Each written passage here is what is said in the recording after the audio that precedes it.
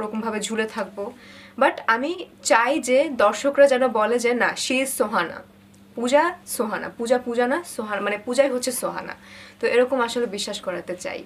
যেটা বুঝতেছি আপনার কথা শুনে যে আপনি নিজেকে পূজা থেকে পুরোটাই সোহানায় নিয়ে আসছেন, আপনাকে ধন্যবাদ এজন্য। আমরাও চাই যে এভাবে আমরা পূজাকে সোহানারূপী দেখব।